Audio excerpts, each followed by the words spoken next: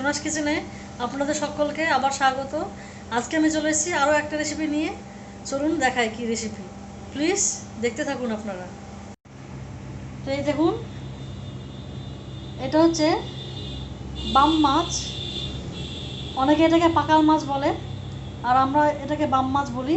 তো এই বাম মাছ দিয়ে আপনাদেরকে একটা হালকা পাতলা রেসিপি করে দেখাবো। খেতেও খুব সুস্বাদু হয় আর রান্নাটাও খুব সুন্দর হয়। তো আপনারা দেখতে থাকুন আমি কিভাবে করছি। তো এই মাছের মধ্যে দেখুন আমি 2 কোয়া রসুন নিয়ে নিয়েছি। এই রসুন দুটোকে কুচিয়ে দেব। এই দেখুন রসুন দুটোকে আমি কুচিয়ে নিয়েছি, একদম দিয়ে দিলাম।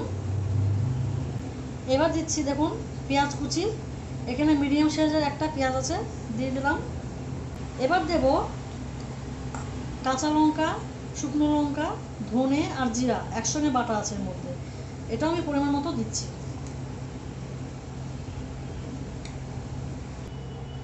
দেব এবার হলুদ পরিমাণ মতো, লবণ দিচ্ছি এবার, আর দিচ্ছি সর্ষের তেল, 2 চামচের মতো সর্ষের তেল দিলাম।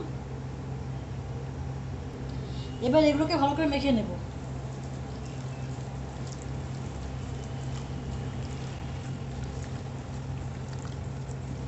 তো বন্ধুরা আমি যেভাবে করছি ঠিক সেইভাবে করে দেখবেন একবার, খুব ভালো লাগে খেতে। মাখা হয়ে গেল। আর এইখানে আমি দেখুন 2টো আলু আমি এরকমভাবে কেটে নিয়েছি, এই আলু দিয়ে রান্নাটা হবে। তো গ্যাসে কড়াইটা বেশ ভালো করে গরম করে নিলাম। দেব সর্ষের তেলে এবার আলুগুলোকে ছেড়ে দেব।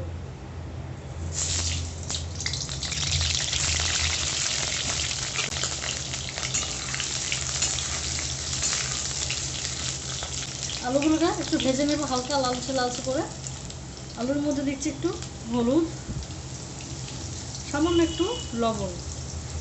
এবার এটাকে ভাজবো।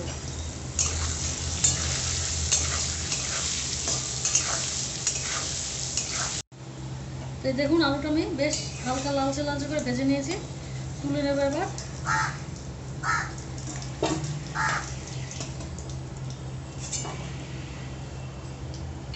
তো এই তেলের মধ্যে দিচ্ছি আমি একটু জিরা ফোড়ন, আর দিচ্ছি সামান্য একটু কালো জিরা। এবার আমি এর মধ্যে দেবো সেই মাখা মাছটাকে, সে মেখে রেখেছিলাম যে মাছটা, সেটা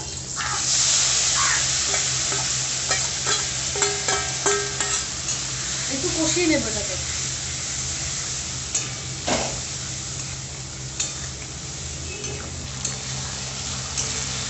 একটু ভাজা করে কষবো এটাকে, যাতে একটু মাছটা এর সঙ্গে একটু ভাজাও হয়ে যায়।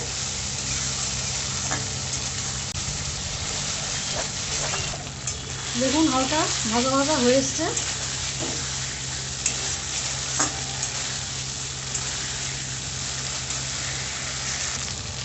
ভাজা হয়ে গেছে, তেল ছেড়ে দিয়েছে দেখুন। এবার আমি এই সে ভাজা আলুটা এর মধ্যে দেবো, এটাকে একটু মিশিয়ে নেব। তো মাছগুলোকে বন্ধুরা আস্তে আস্তে হাতে নাড়তে হবে যাতে ভেঙে না যায়।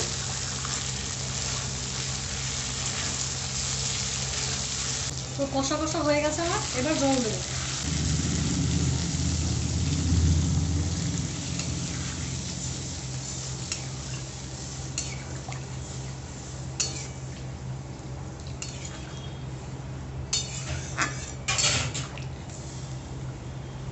ঝোলের উপর দিচ্ছি 2-3টে তেজপাতা।